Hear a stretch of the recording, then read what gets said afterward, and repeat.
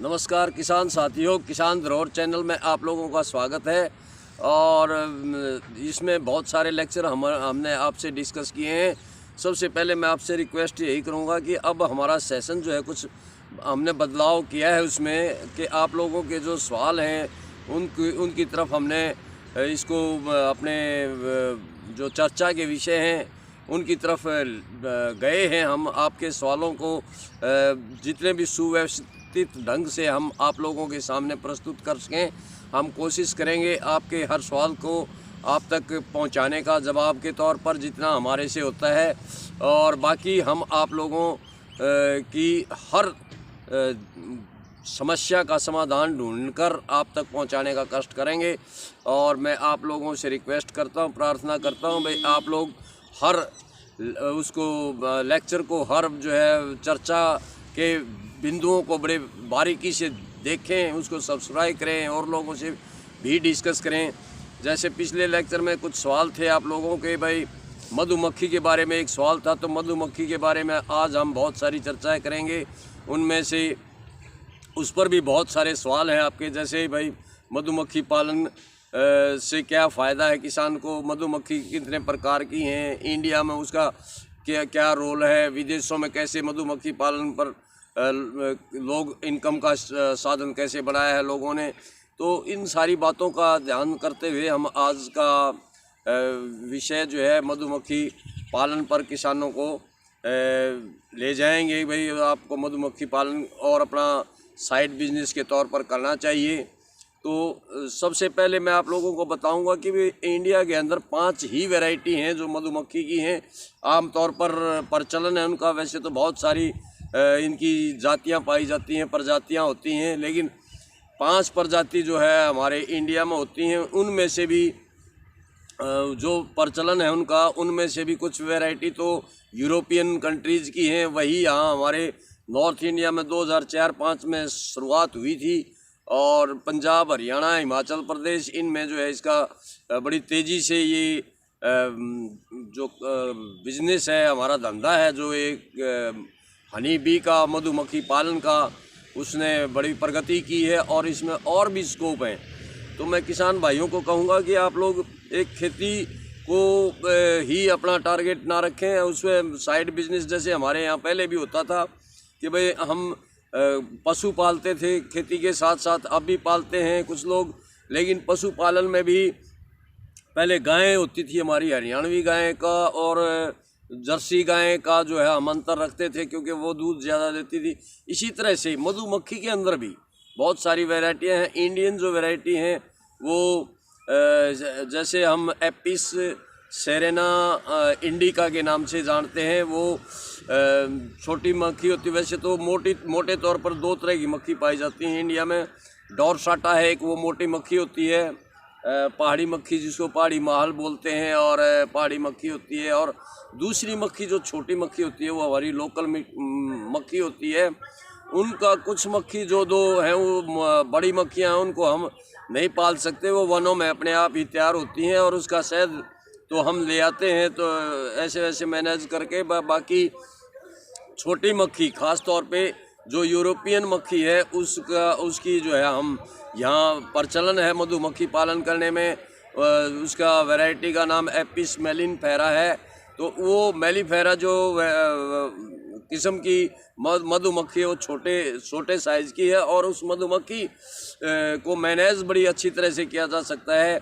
और सीज़न आने पर वो बहुत ज़्यादा अंडे देती है, जिसे 3 हिस्सों में बांटा गया है मधुमक्खी को, वर्कर्स, रानी मक्खी और एक नर मक्खी को, ड्रोन को निखट्टू कहा गया है। निखट्टू मीन्स वो कोई काम करने वाला नहीं होता, वो जो वर्कर्स लेकर आते हैं पोलन इकट्ठा करके, तो उनको ही खा जाता है। और इसका इकोसिस्टम में क्या रोल है, ये जो एक किसान भाई का सवाल था, तो मैं आपको बताऊं, मधुमक्खी जो है हमारे उसको वनस्पति को कंजर्व करने में, पोलिनेशन करने में, कुछ फसलों पर उनका पराग कण जो है वो घेर कर उसमें सीड बनाने में, परागण प्रक्रिया को पूरी करने में बहुत ज़्यादा सहायक है। एक फूल से दूसरे फूल पर बैठती है तो पराग के कण जो है उसके पैरों में जाकर दूसरे पर चले जाते हैं, तो इससे क्रॉप में, फसल में फर्टिलाइजेशन उसका जो है ना वो उसका परागकण से जो है उसमें बीज बनने की प्रक्रिया जो है पूरी हो जाती है। तो इस तरह से मधुमक्खी हमारे लिए बहुत ज़्यादा सहायक है। उसके बाद वो जो शहद देती है, शहद बहुत सारी दवाइयों में काम आता है। वैसे भी शहद मनुष्य को भी उसकी ज़रूरत है, जिसकी आवश्यकता हम पूरी नहीं कर पाते। 800 ग्राम के आसपास पर ईयर जो है, एक किलो के आसपास पर ईयर शहद की आवश्यकता होती है। एक नॉर्मल जीवन में एक आम आदमी को पर ईयर आवश्यकता 8.40 ग्राम कुछ आवश्यकता होती है। तो उसको 850 ग्राम के आसपास समझो आप। तो उसको पूरी करने के लिए हमें शहद मधुमक्खी का पालन जो है वो वर्ल्ड लेवल पर इसकी डिमांड इतनी ज़्यादा है, तो उसका भी हमें लाभदायक हो सकता है। और बाकी हरियाणा में काफ़ी किसान इस व्यवसाय में आ चुके हैं। मैं दूसरे किसान भाइयों से भी रिक्वेस्ट करूंगा कि वो भी अपनी खेती बाड़ी के साथ साथ मधुमक्खी पालन की तरफ भी जाएं। और जो गवर्नमेंट में जो मैं आप लोगों को बताऊं, नेशनल बी बोर्ड है, एक नेशनल बी बोर्ड, राष्ट्रीय मधुमक्खी मंडल, उसमें आप रजिस्टर करवाएं। और उसका जो है बेनिफिट जो भी सरकार से हमें मिलती है, बहुत सारी स्कीमें वो चलाते हैं, अलग अलग भ्रमण करवाते हैं किसानों का, भ्रमण ट्रेनिंग करवाते हैं किसानों की। तो किसानों को उसकी ट्रेनिंग लेने में भी निसंकोच लेनी चाहिए, कोई संकोच नहीं करना चाहिए। बहुत अच्छी ट्रेनिंग का फ़ायदा हो सकता है। अच्छा, उसके डिब्बे कहाँ से बनते हैं और उनका डिब्बों का क्या रेट होता है, ये सारी बातें वहाँ से आप लोगों को मिलेंगी। वैसे मोटा अंदाज़ा मैं आप लोगों को बता दूं, उसकी कॉस्ट 3500 रुपये के आसपास है। और बीज जो आता है एपिस मेलिफेरा का 3000 के आसपास। तो ये सब चीज़ें कुछ ट्रेनिंग के माध्यम से आपको नई जानकारियाँ जो है वो बागवानी विभाग भी देता है, कृषि विभाग भी देता है, और नेशनल बोर्ड मैंने आप लोगों को बताया, वहाँ रजिस्टर करवा कर किसान भाई इस स्कीम का ज़्यादा से ज़्यादा फ़ायदा उठा सकते हैं। और शहद की आवश्यकता हर जीवन में पड़ती है प्राणी को। तो ये जो है इसकी जो है आवश्यकता की पूर्ति करने के लिए हमें इस बिज़नेस की तरफ जाना होगा। इसमें भी बहुत सारी बातें मैं आपको बताऊंगा। यहाँ एम्प्लॉयमेंट दूर होती है, देखो कितने लोगों को रोज़गार मिलता है। बॉक्स बनाने वाला है, बढ़ई है, खाती है, और भाई आप लोगों को उसका कारपेंटर का काम करने को मिलता है। फिर उसके बाद जो है मधुमक्खी पालन में भी पोलन ग्रेन है, रॉयल जेली है, और भाई शहद है, और भाई मोम है। तो ये बहुत सारी प्रोडक्शन उससे होती है। जब हम प्रोडक्शन की तरफ से, और एक अजीब बात मैं आपको बताऊं कि चाइना सबसे ज़्यादा इस बिज़नेस में, चीन जो देश है वो बहुत ज़्यादा तरक्की किया हुआ है, सबसे आगे है। वैसे तो अमेरिका में, जर्मनी उसमें और यूके के देशों में भी जो है शहद की वो प्रोडक्शन होती है, लेकिन वहाँ की पूर्ति करने के लिए उनको दूसरों का सहारा लेना पड़ता है। तो हमारा देश उसमें काफ़ी प्रगति कर सकता है। हमारे किसान भाई उसका लाभ उठा सकते हैं और उसको बाहर सप्लाई कर सकते हैं। अच्छी क्वालिटी का शहद पैदा करके, मोम बना के, और रॉयल जेली को इस तरह से इस प्रोडक्शन को बढ़ावा देकर किसान अपनी आर्थिक स्थिति को मजबूत कर सकता है। और इन सब बातों के साथ मैं आप लोगों से रिक्वेस्ट करता हूं कि भाई आप अच्छी बातों को सब्सक्राइब करें, इस चैनल को भी सब्सक्राइब करके अपने दूसरे साथियों को भी दें। और भाई हमारा भी उत्साह बढ़ता है अगर आप इसको सब्सक्राइब करते हो और आगे तक इन बातों को सभी को पहुंचाते हो। इस बात के लिए आपका कोई पैसा नहीं लगता, तो आप निसंकोच होकर इसको सब्सक्राइब करें। अपने कमेंट बॉक्स में अपने व्यूज़ दें, अपने साथियों से शेयर करें।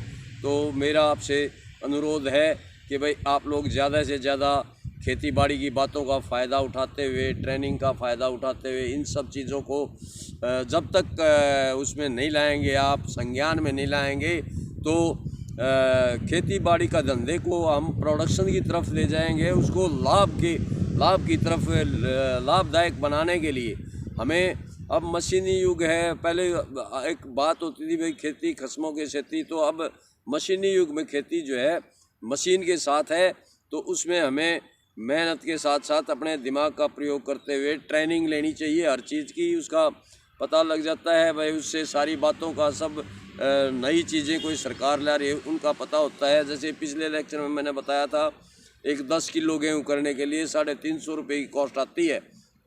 तो अगर 1 क्विंटल गेहूँ है तो 3500 रुपये उसकी लागत है। तो हम लागत को कम कैसे करें? लागत को 2 तरह से कम किया जा सकता है। एक तो हमारे इनपुट्स का हम अपना पैदा करें, बीज अपना तैयार करें। दूसरा उसको कम किया जा सकता है, उसके साथ कोई साइड बिजनेस करें, तो ताकि वहाँ कॉस्ट ज़्यादा आ गई तो इधर से हमें प्रोडक्शन मिल जाए।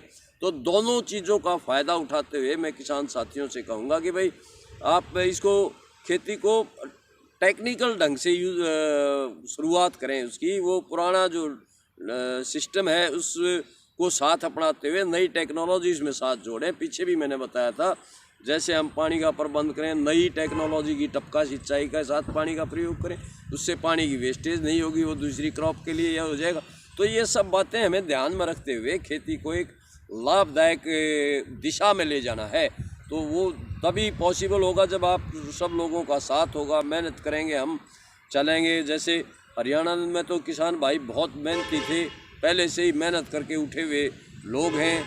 हमने भी खेत में जाकर देखा, पानी लगाते हुए कई बार पानी टूट जाता था तो उस नाके में ही बैठ जाना पड़ता था सर्दी के टाइम। और तब जो है या आसपास में कोई पुली होती थी वो डालकर तब पानी को रोका जाता था मिट्टी से। अब उसके बाद तो नालियाँ सारी पक्की हो चुकी हैं, पानी का अरेंजमेंट भी बचाव का है, जैसे ड्रिप इरिगेशन आ गया है। तो बहुत ज़्यादा टेक्नोलॉजी आ गई है, आप उसका फ़ायदा उठाएं। तो आप इन सब बातों के लिए मैं आप लोगों को फिर दोबारा से इसको सब्सक्राइब करें, लोगों को बताएं, ये अच्छी बातें आगे और लोगों तक पहुँचें। इन्हीं बातों के साथ आप सब लोगों का धन्यवाद। और मैं आगे भी अपने कमेंट बॉक्स में अपने क्वेश्चन देना, ताकि हम कोशिश करेंगे आपके सवाल आप तक पहुँचें।